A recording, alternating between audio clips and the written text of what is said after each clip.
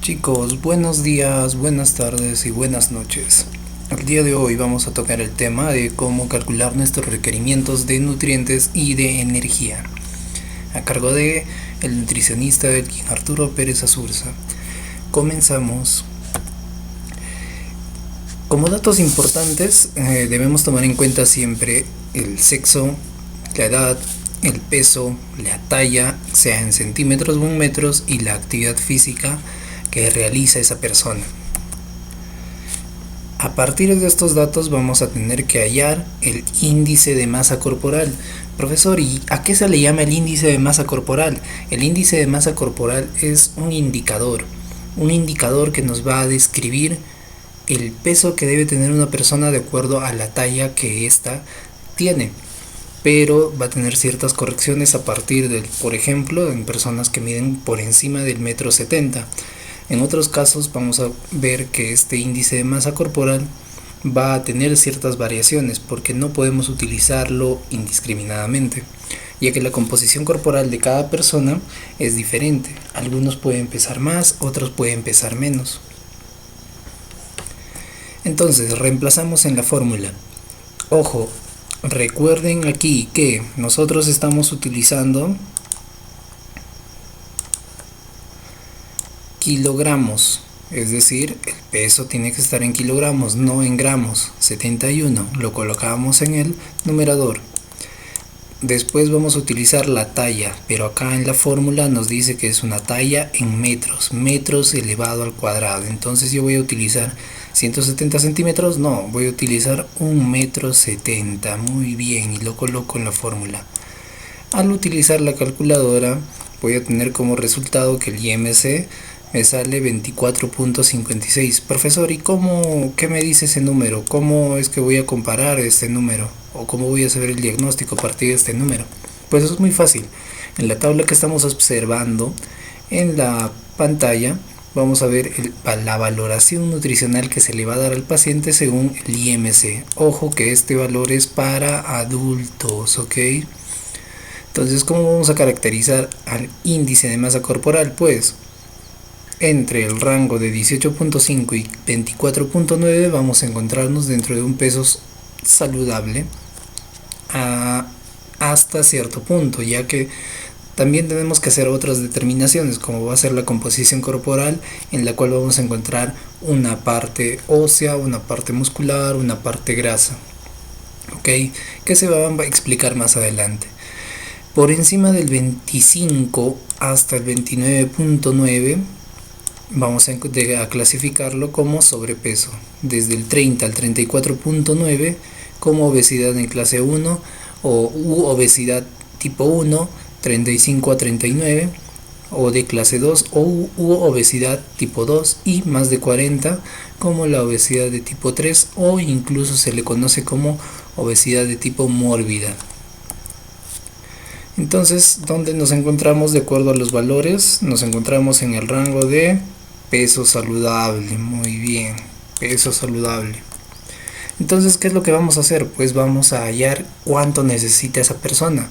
¿Y cuánto necesita esa persona de energía? ¿Cómo lo vamos a obtener? Por medio de una fórmula. Este gasto energético total, que es toda la energía que necesito para sobrevivir y realizar mis actividades día con día, se va a llamar gasto energético total, y va a estar integrado por 3 componentes. El gasto energético basal, que les había explicado en una clase anterior, que representa la energía que necesita el cuerpo para realizar sus funciones normalmente. Tenemos también al efecto térmico de los alimentos, que va a ser la cantidad de calorías que se necesitan para poder digerir cada nutriente que nosotros consumimos, y el nivel de actividad física, que es el factor que nos va a estar determinado por el tipo de actividad física que realizamos, sea ligera o no ligera en este caso. Vamos a utilizar para hallar el gasto energético basal una fórmula conocida como la fórmula de Harris-Benedict para adultos, que va a estar dividida en dos: la tasa metabólica basal para varones y para mujeres. En este caso tenemos que el dato es de un paciente varón. ¿Ok? La tasa metabólica basal se va a hallar por medio de esta fórmula, es decir, solo una parte. La tasa metabólica basal va a ser igual al gasto energético basal. ¿ok? Porque ambos, uno va a estar en reposo y el otro va a estar sin realizar actividades también en reposo. El efecto térmico de los alimentos va a estar determinado por ¿cuánto? El 10% de la tasa metabólica basal. Es decir, simplemente al valor que obtenemos de esta fórmula vamos a multiplicarle por su 10%, que va a ser un factor adicional. Y el tercero va a ser el nivel de actividad física. Este nivel de actividad física, según la población peruana, vamos a dividirla en una zona urbana y una zona rural. Dentro de esto los vamos a subdividir por una actividad ligera y una actividad no ligera. Según esta división, podemos decir que la actividad ligera comprende desde los sedentarios hasta los que realizan actividades leves, ligeras, y la no ligera van a ser actividades que implican un gasto de energía mayor, necesitan hacer más actividades o hacen más actividades. Esto lo vamos a dividir también por el sexo, entre varones y mujeres. Ok. Entonces, como ya sabemos que el gasto energético total es el gasto energético basal, la energía o el efecto térmico de los alimentos y el nivel de actividad física, pues lo que vamos a hacer es tomar la fórmula de Harris-Benedict para varones, cambiar los datos de peso, ¿ok?, de talla, ¿ok?, y de edad. Estas edades, como dato teníamos que el peso era 71, la talla en centímetros, no es como en el IMC era en metros. En este caso estamos hablando en centímetros y la edad en años. Una vez realizamos todo el procedimiento de multiplicación, suma y resta, vamos a obtener que la tasa metabólica basal de este paciente es de 1716 kilocalorías que necesita día a día, cada día, para que su cuerpo mantenga sus funciones de frecuencia cardíaca, respiración, digestión, absorción de alimentos. Y el efecto térmico de los alimentos, que es un 10% de ¿qué? De la tasa metabólica basal. Lo único que hacemos es reemplazar 10% por 1716 kilocalorías. ¿Cuánto nos da del efecto térmico de los alimentos? 171 calorías. Y el nivel de actividad física, que vamos a clasificarlo por qué, nos da el dato de que nuestro paciente realiza una actividad ligera. Entonces vamos a tomar en cuenta el valor de 1.51 según el nivel de actividad física, que es ligero, la ubicación, que es la zona urbana, y el sexo que tiene el paciente. Un primer método va a ser que este 1.55 lo podemos representar como porcentajes, un porcentaje que se va a sumar. Entonces vamos a considerar el 55% que va por encima del 100%. Entonces este 55%, ¿por quién se va a multiplicar? Por la tasa metabólica basal. 55% por la tasa metabólica basal, y nos va a dar que solo la actividad física, ojo, solo la actividad física son 944 kilocalorías. El segundo método es simplemente tomar el dato que tenemos aquí y lo multiplicamos por la tasa metabólica basal. Nos va a dar como resultado 2660 kilocalorías. Es decir, en el segundo método ya está todo integrado, tanto la tasa metabólica basal como el nivel de actividad física. ¿Qué es lo único que le faltaría? El efecto térmico de los alimentos. Y es así que nosotros, al sumar la tasa metabólica basal, el efecto térmico de los alimentos y el nivel de actividad física del primer método, vamos a tener un gasto energético de 2832 kilocalorías por día. Ok. En el otro caso, en el segundo caso del nivel de actividad física, en el cual teníamos la tasa metabólica basal con el nivel de actividad física ya todo integrado, todo junto, teníamos que eran 2660. Lo que le faltaba era el efecto térmico de los alimentos. Y es que nosotros, al sumar este efecto térmico de los alimentos, ¿qué es lo que vamos a obtener? Un valor similar, donde solo varía en pequeñas cantidades, en pequeños números por debajo de las décimas del valor que hemos obtenido. Al final los dos son 2832 kilocalorías que se necesitan por día. Vamos a pasar a la siguiente parte. Tenemos nuestros datos y se ha sumado un dato más, el GET, el gasto energético total. El gasto energético total. Entonces este gasto energético total, ¿qué nos va a determinar?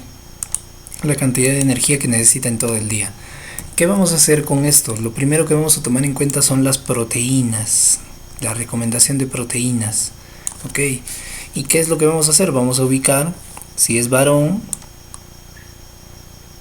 vamos a ubicar su edad y vamos a determinar qué más, qué tipo de dieta va a llevar. Va a llevar una dieta mixta porque va a consumir alimentos de origen animal que provean proteínas, como también los de origen vegetal que también proveen proteínas. Y una vez que obtenemos este valor de proteína de dieta mixta, el sexo y la edad, nosotros vamos a ubicar aquí que este numerito, este valor, está en las unidades de gramos por cada kilogramo de peso del paciente o de la persona al día que tiene que recibir este tipo de tratamiento, este tipo de cálculo para el requerimiento.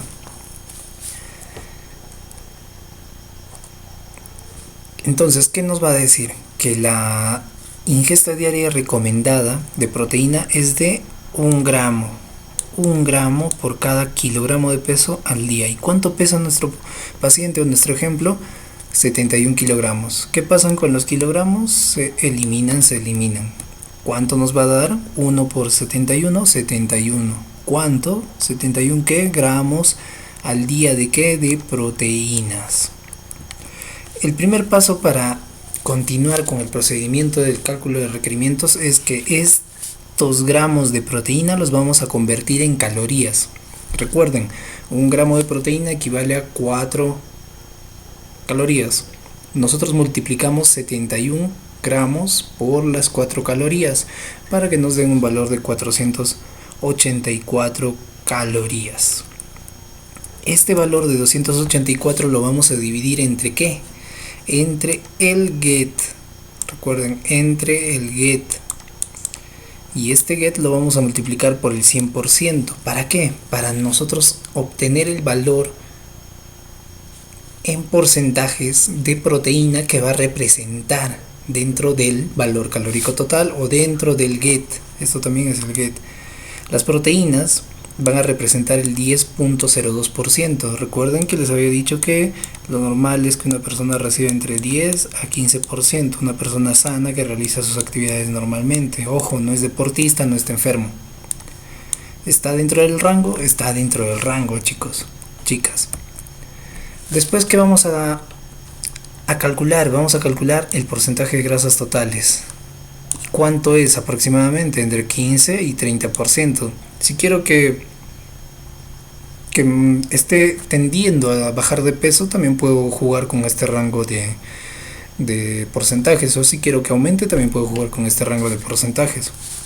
Tenemos nuestros datos generales y vamos a tomar en cuenta cuánto de la ingesta recomendada. Un 25%. ¿De qué? Del GET. ¿Cómo hago eso? Simplemente multiplico el 25% por todo el GET o todo el valor calórico total, 2832. ¿Cuánto me va a salir? 708 kilocalorías que va a consumir día a día, pero específicamente ¿de qué nutriente? De grasas. Muy bien. ¿Y qué vamos a hacer después? Esa cantidad de de grasas, perdón. Muy bien. Una vez que obtenemos la cantidad de calorías que nos van a aportar las grasas en un día, que son 708 en nuestro ejercicio, lo que vamos a hacer es convertir esas calorías en gramos.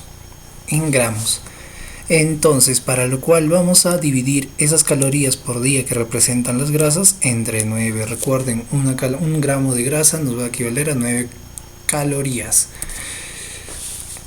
Una vez realizamos esa división, vamos a obtener 78.67 gramos de grasas. Muy bien.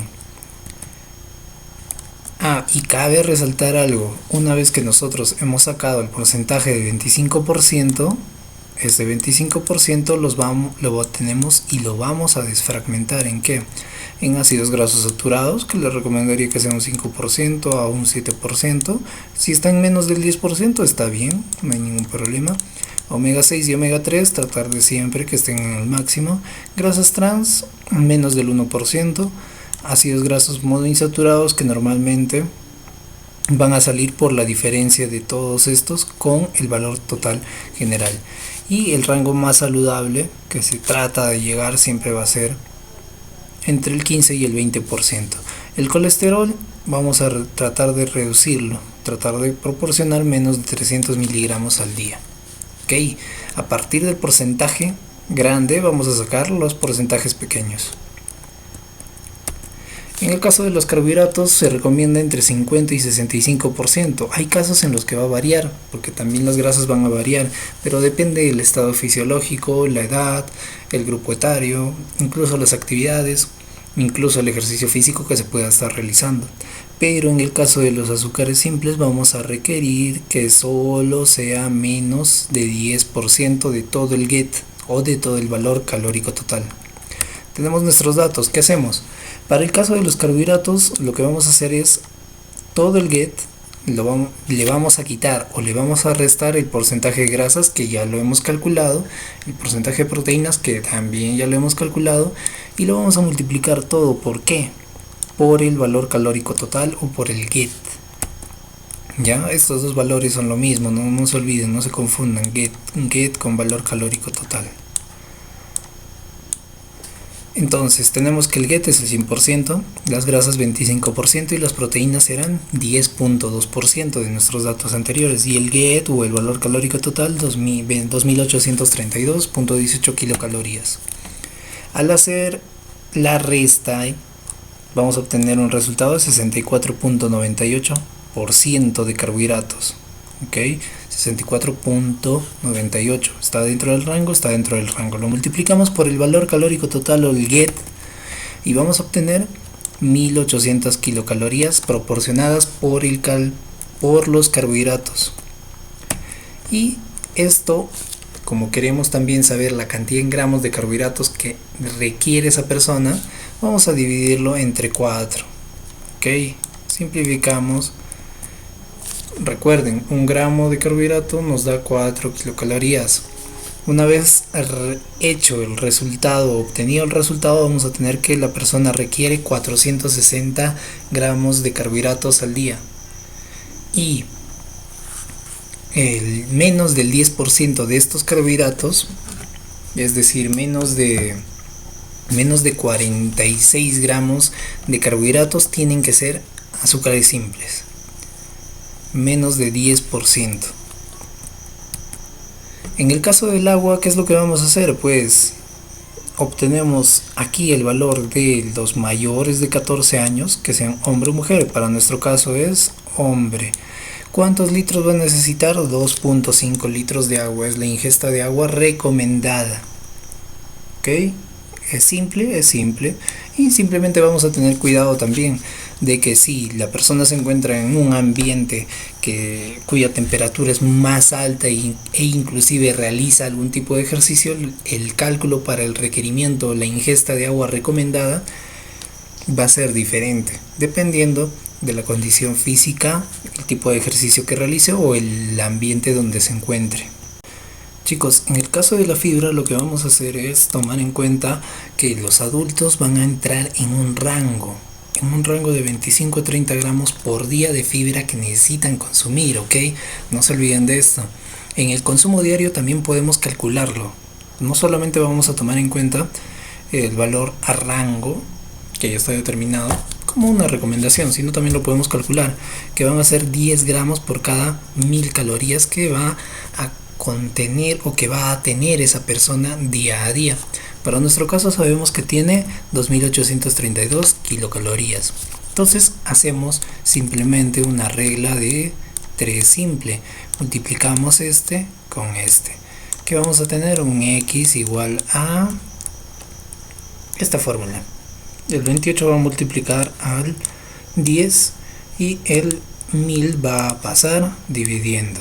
Cancelamos las calorías y cuánto de fibra es la recomendación o el requerimiento que necesita esa persona. 28 gramos por día de fibra.